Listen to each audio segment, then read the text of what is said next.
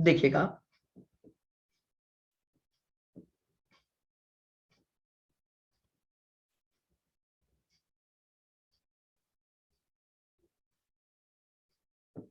Paper number 10,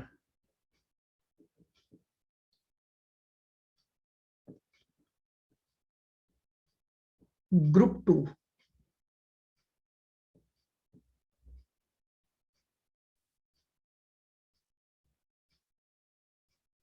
paper number 10, group 2, the name of the paper is cost and management accounting, cost and FM। Basically अगर हम बात करें cost and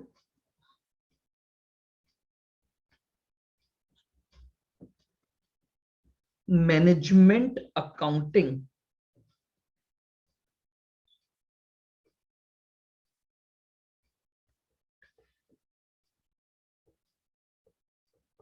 and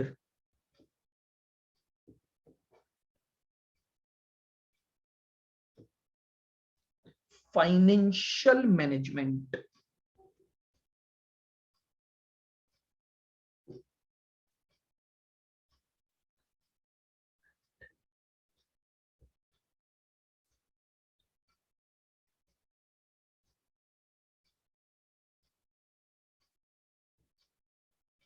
देखिएगा, group 2 में आपका जो पेपर नंबर 10 है, 100 मार्क्स। बहुत ध्यान से समझना, इस 100 मार्क्स के पेपर का नाम जो है वो क्या है, cost and management accounting and financial management. यानी बेसिकली आपका जो पेपर नंबर 10 है वो दो पार्ट में डिवाइडेड है। पार्ट ए जो कॉस्ट एंड मैनेजमेंट अकाउंटिंग का पोर्शन है, और पार्ट बी जो आपका फाइनेंशियल मैनेजमेंट का पोर्शन है। यानी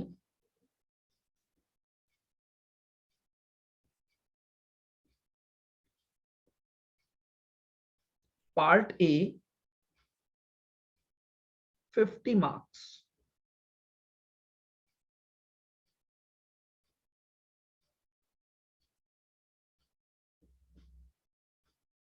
ये है cost and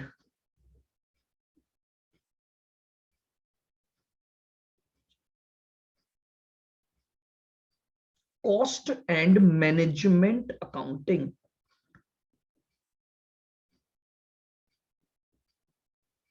cost and management accounting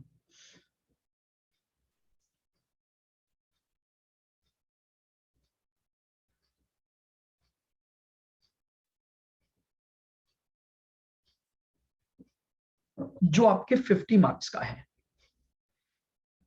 इस 50 मार्क्स में हमें क्या क्या पढ़ना है? चैप्टर नंबर 1 हमारा है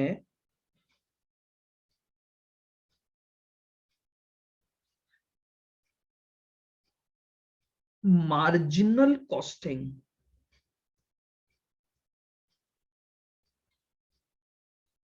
एंड डिसीजन मेकिंग।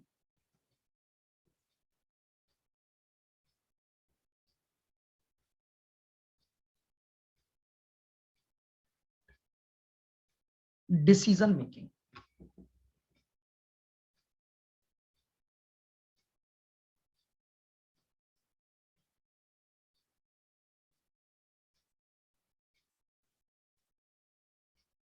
इस 50 मार्क्स में हमारे पास चैप्टर नंबर 2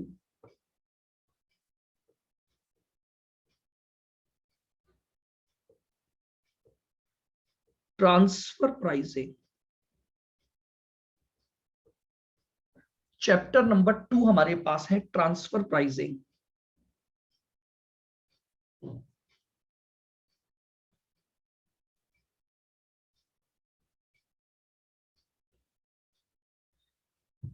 चैप्टर 3 हमारे पास है बजट्स।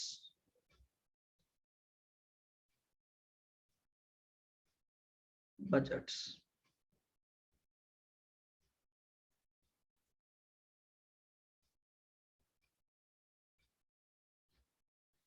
चैप्टर नंबर 4 जो हमारे पास है,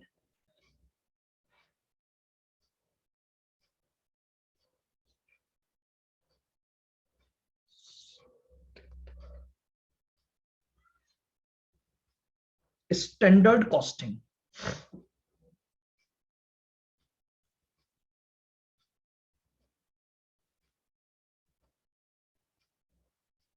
और चैप्टर नंबर 5 हमारे पास है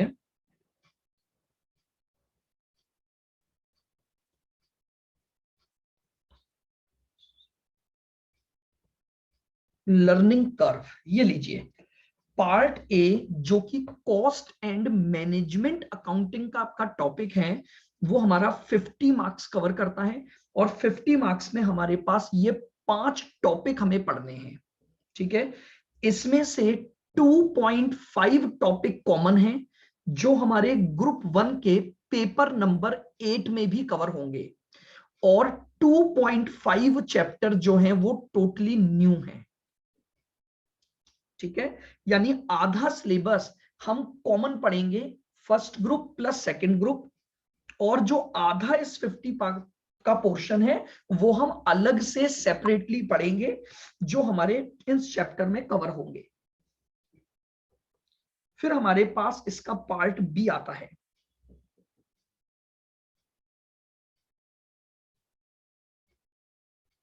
part B 50 marks,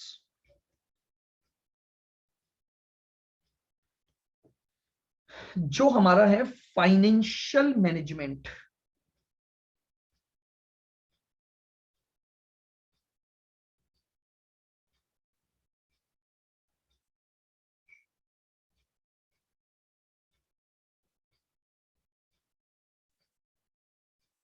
financial management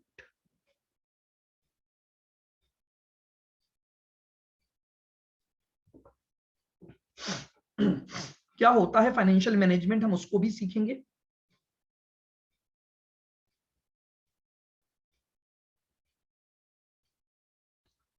chapter 1 ratio analysis.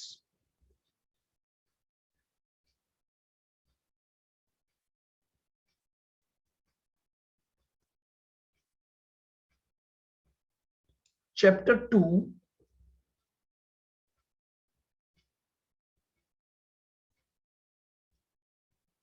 Cash flow statement.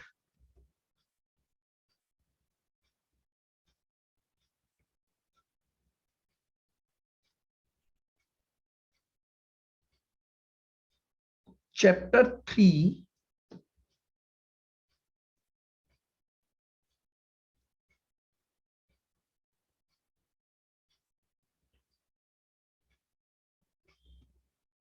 Fund flow statement.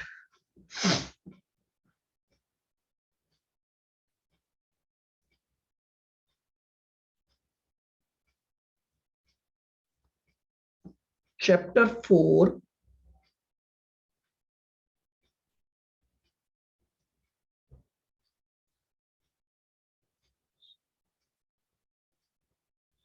Working capital management.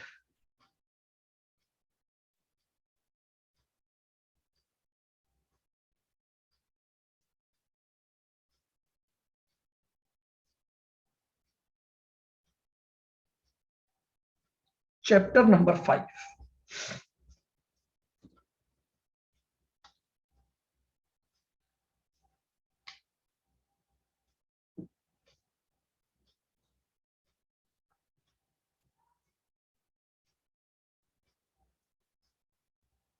Receivable management.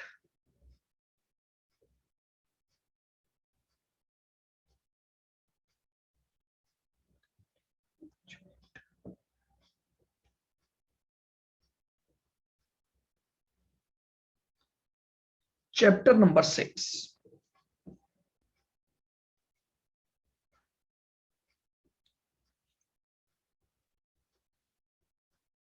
Cost of capital,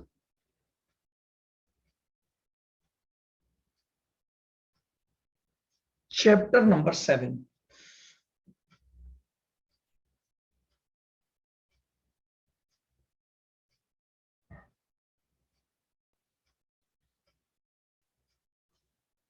leverage analysis,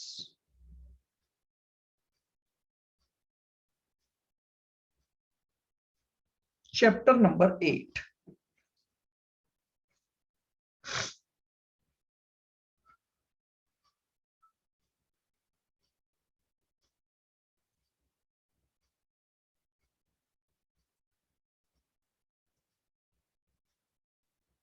capital structure,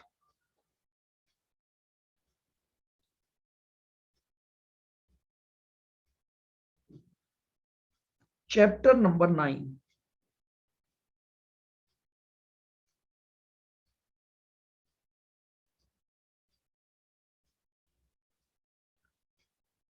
dividend policy,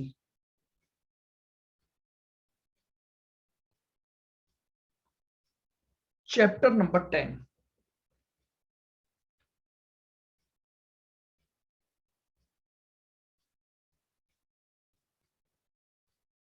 EBIT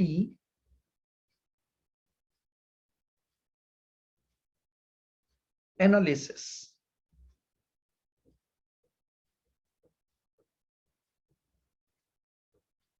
chapter number 11,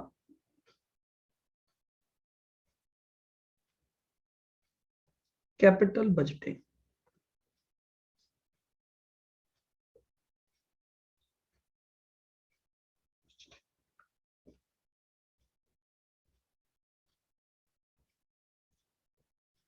chapter number 12, cash management.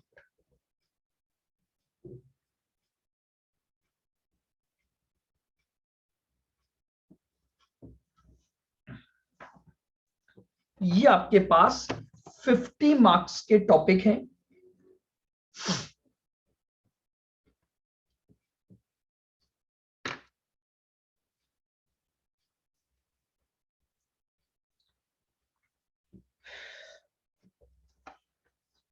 जो हमें अपने subject financial management में cover करने हैं for 50 marks.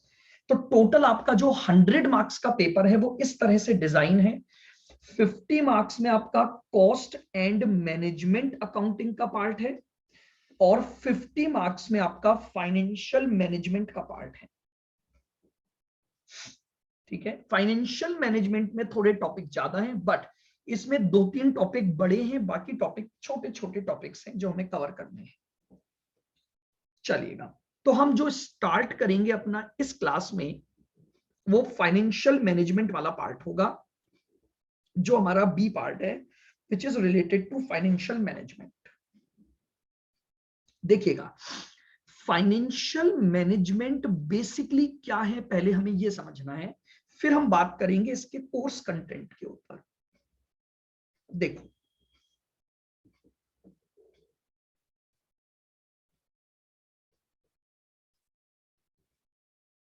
Part B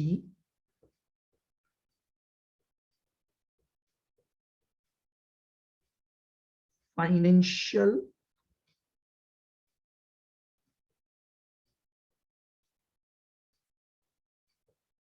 management.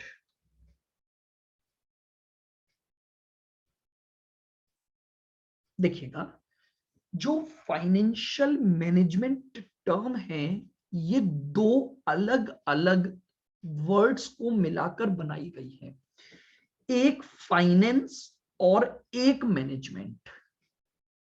Finance का management करना वही कहलाता है फाइनेंशियल मैनेजमेंट। फाइनेंशियल शब्द का मतलब होता है funds related.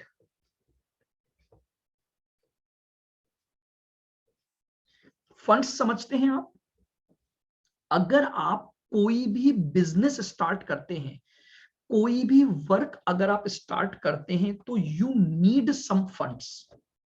You need some funds. आपको मनी चाहिए, फंड चाहिए, तो फंड रिलेटेड जो भी बातें हैं वो कहलाती हैं फाइनेंस। और मैनेजमेंट का सीधा साधा मीनिंग होता है डिसीजन मेकिंग।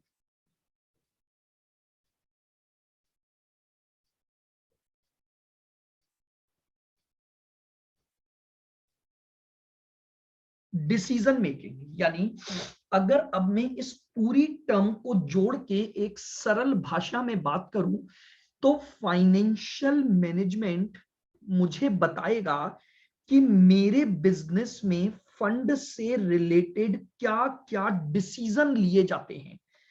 उसी सब्जेक्ट की हम बात कर रहे हैं फाइनेंशियल मैनेजमेंट में। फंड्स रिलेटेड डिसीजन मेकिंग, आपको फंड चाहिए और फंड को चाहने के लिए आपको कुछ डिसीजन लेने पड़ेंगे। फंड कहां से अरेंज करने हैं, फंड कैसे अरेंज करने हैं, फंड का यूटिलाइजेशन कहां कहां करना है। तीन बातें आती हैं फंड में। फंड की रिक्वायरमेंट यानी आप समझ रहे हो कितना अमाउंट आपको फंड में चाहिए। दूसरा, कहां से चाहिए और कैसे चाहिए। इन तीन बातों को लेकर के हम डिसीजन मेकिंग करेंगे। यानी अगर मैं और सिंपल भाषा में बोलूं कि मुझे अपने बिजनेस को करने के लिए जो सोर्सेज चाहिए, उन सोर्सेस को कहां से और कैसे अरेंज करना है। कहां से और कैसे अरेंज करना है, इस बात का जब हम डिसीजन लेने की बात करते हैं तो ये सब्जेक्ट बन जाता है फाइनेंशियल मैनेजमेंट। ये सब्जेक्ट क्या बन जाता है, फाइनेंशियल मैनेजमेंट बन जाता है। जैसे देखिएगा, अगर मैं बात करता हूं फंड को लेने की,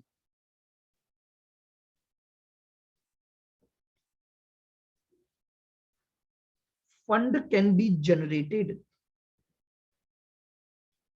फ्रॉम इक्विटी शेयर्स,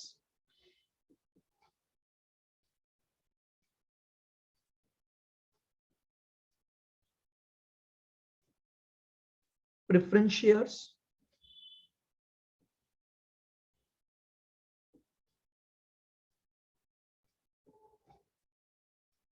डिवेंचर्स,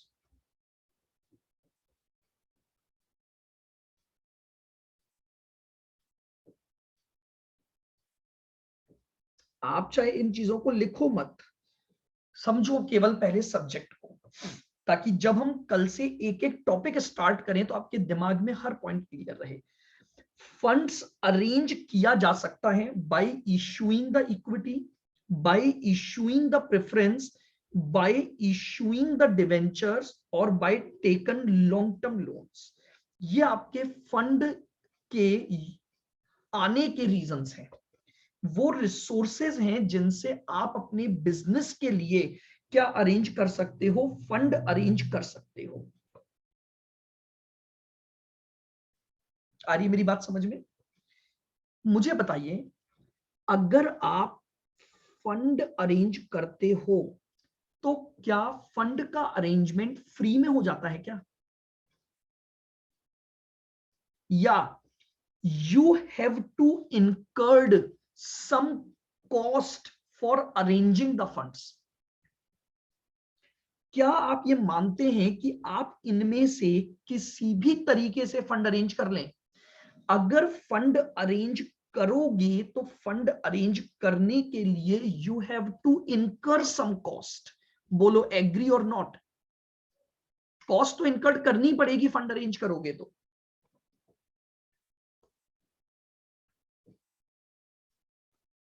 इसको बोला जाता है कॉस्ट ऑफ कैपिटल।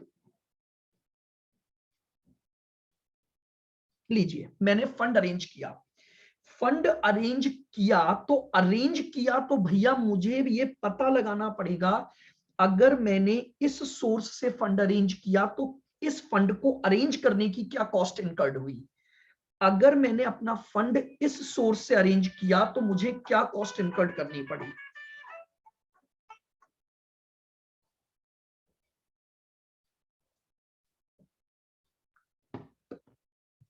अगर मैंने इस सोर्स से फंड अरेंज किया तो क्या कॉस्ट, और इस सोर्स से किया तो क्या कॉस्ट। तो this will be called cost for arranging the funds, जिसका हमारा पूरा एक चैप्टर है, कॉस्ट ऑफ कैपिटल चैप्टर है। अच्छा, अब एक और बात आती है, बात यह आती है कि भैया हम जो फंड अरेंज करेंगे उसमें हमारे पास इनका क्या रेशो मेंटेन हो। आप समझ रहे हो, यानी कितना तो मेरे पास इक्विटी का पोर्शन रहे और कितने मेरे पास डेट के पोर्शन रहे। तो मुझे ये भी फाइंड आउट करना पड़ता है कि व्हाट विल बी द, सुनना बहुत ध्यान से, what will be the proportion of fund arrangement, जिसको हम बोलते हैं capital structure of our business.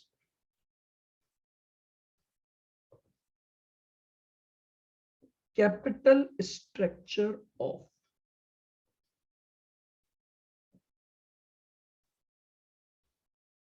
आ रही मेरी बात समझ में।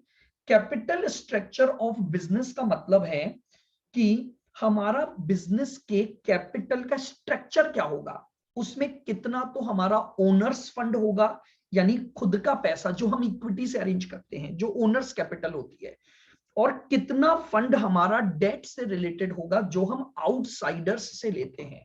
अब चाहे वो डिवेंचर इशू करके लें, चाहे वो लोन के रूप में लें, बट ये चैप्टर हमें बताएगा what will be the optimum capital structure. Optimum मतलब बेस्ट, हम अपने कैपिटल स्ट्रक्चर को बेस्ट करें, क्योंकि जब बेस्ट करोगे तो ही लोअर कॉस्ट ऑफ कैपिटल आएगी। आप समझ रहे हो, कॉस्ट ऑफ कैपिटल जितनी कम हो उतना अच्छा। कॉस्ट ऑफ कैपिटल को कम करने के लिए हमारा कैपिटल स्ट्रक्चर बेस्ट होना चाहिए। जब हम इसको बेस्ट बनाएंगे तो ही हमारी कॉस्ट ऑफ कैपिटल क्या हो जाएगी, कम हो जाएगी। तो बेसिकली हमें इन चैप्टरों में पढ़ना है कि what should be the optimum way to arrange the funds in such a manner so we can reduce our cost of capital. धीरे धीरे सुनो केवल, हालांकि जब हम डिटेल में एक एक चैप्टर को पढ़ेंगे सारी बातों पर डिस्कशन करेंगे। बहुत इंटरेस्टिंग सब्जेक्ट है। हाँ, थोड़ा लेंदी जरूर बनता है क्योंकि वैरायटी ऑफ क्वेश्चंस बहुत मिलेगी, बट अगर आप तरीके से चैप्टर को समझते हुए चलने वाले हो तो आपको पूरे सब्जेक्ट में कोई प्रॉब्लम नहीं आने वाली है। तो मैंने क्या बोला कि मुझे फंड अरेंज करना है। अरेंज करने के लिए पहले उसका एक वे सोचना पड़ेगा, कितना पैसा लोन लेकर अरेंज करूं, कितना पैसा खुद का लगाऊं, उसे हम बोलते हैं कैपिटल स्ट्रक्चर बनाना। और वो इसलिए जरूरी है ताकि मैं अपनी कॉस्ट ऑफ कैपिटल को ढूंढ सकूं कि भैया मेरी कॉस्ट ऑफ कैपिटल क्या आ रही है। क्या यहां तक की बात क्लियर है? बिल्कुल। हाँ सर, यहां तक की बात तो समझ आ गई।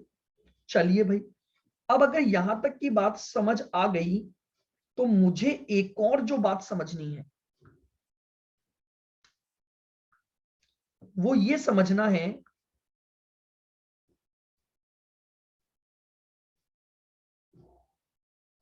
सुनो बहुत ध्यान से, क्या समझना है कि भैया जो मेरे पास फंड आया, अब उस फंड का यूटिलाइजेशन कहां कहां होता है। देखिएगा,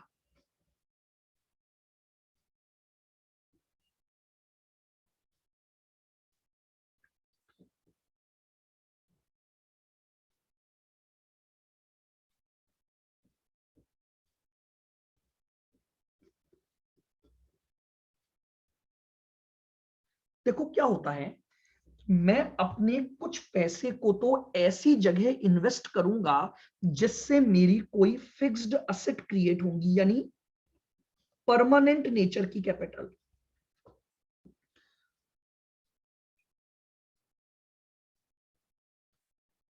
और कुछ पैसा मेरी day to day business activity के लिए मुझे चाहिए, जिसे हम कहते हैं variable nature capital.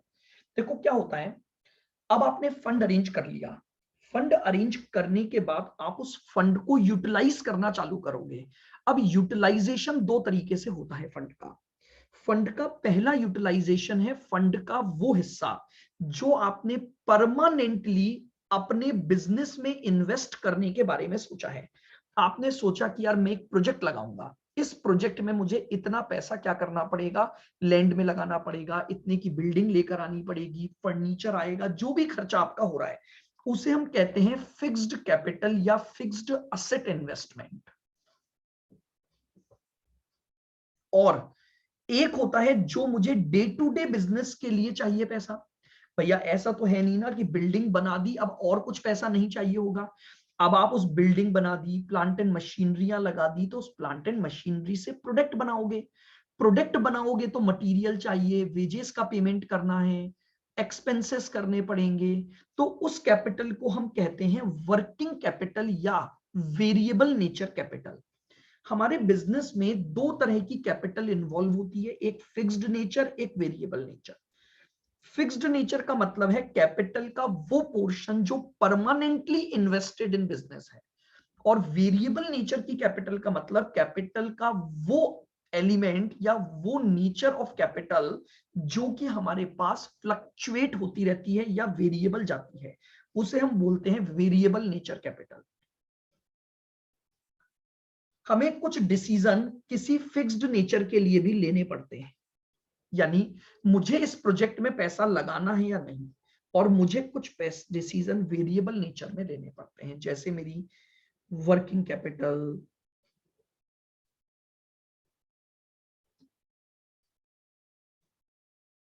Receivables, cash, inventory.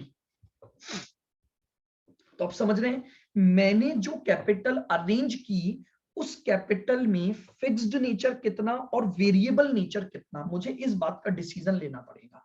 इनके हमारे चैप्टर हैं working capital management, receivable management, cash management, inventory management. सबके बारे में डिसीजन, भैया कितनी वर्किंग कैपिटल चाहिए, कितने डेटर्स, कैसे डेटर्स अराइज होंगे, कैश के बैलेंसेस क्या मेंटेन होंगे, हमारे पास हमें इन्वेंट्री कितनी मेंटेन करनी पड़ेगी।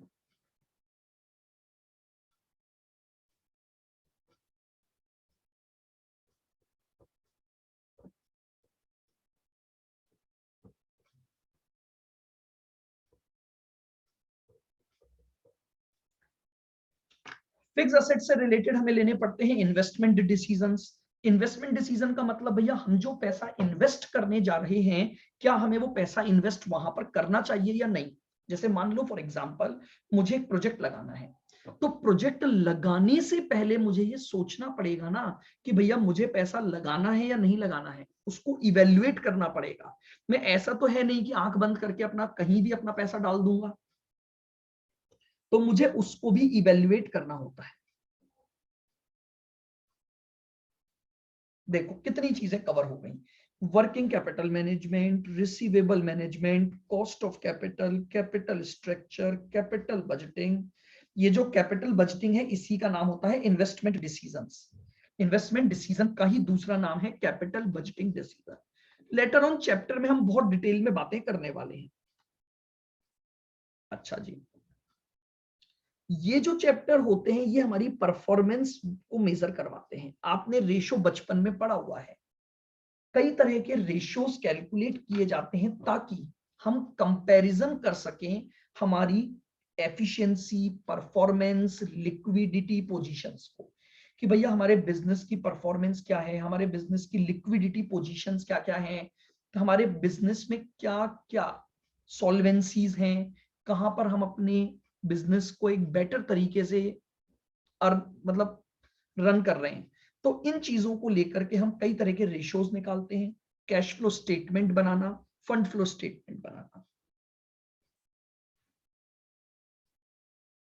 फिर कुछ और चैप्टर भी हैं, डिविडेंड पॉलिसी हमारे पास है, लीवरेज एनालिसिस है। ये भी कुछ अलग अलग चीजें बताते हैं जिनको हम डिटेल में डिस्कस करने वाले हैं। तो बेसिकली हमें इस वे में चलना है। पार्ट ए जो हमारा कॉस्टिंग का है वो हम बाद में करेंगे, क्यों, क्योंकि इसमें से 2.5 चैप्टर तो ऑलरेडी हम ग्रुप 1 में कवर कर लेंगे, तो फिर हमारे पास 2.5 चैप्टर ही बचेंगे बस। और अभी हम जो स्टार्ट करेंगे वो हमारा पार्ट बी होगा, क्योंकि इसका सिलेबस थोड़ा बड़ा है, इजी है लेकिन सिलेबस बड़ा है। ठीक है, इसमें हम कुछ चैप्टर्स को, मेरे जो हैंड रिटन नोट्स होंगे वो मैं आपको भेजूंगा, आप उनके फॉर्मूलों को कॉपी जरूर करेंगे फिर भी, ताकि मैं जब समझाऊंगा तो आपके पास वो चीज कॉपी रहेगी, ठीक है ना। और कुछ चैप्टर को मैं पूरा यहां पर आपको लिखवाऊंगा ताकि वो सारी चीजें आपके पास रिटेन रहें। बट इसमें से कई चैप्टर ऐसे हैं जो बिल्कुल फॉर्मूला बेस्ड हैं, तो वो फॉर्मूले मैं आपको समझाऊंगा कि भैया कैसे वो फॉर्मूला आया, तो उससे हम इस कोर्स को थोड़ा जल्दी कवर कर पाएंगे, ताकि हमारा ध्यान प्रैक्टिकल क्वेश्चंस पर ज्यादा रहे, और एज वेल एज जो कॉन्सेप्ट को डेवलप करने की बातें हैं वो हमारी रहेंगी।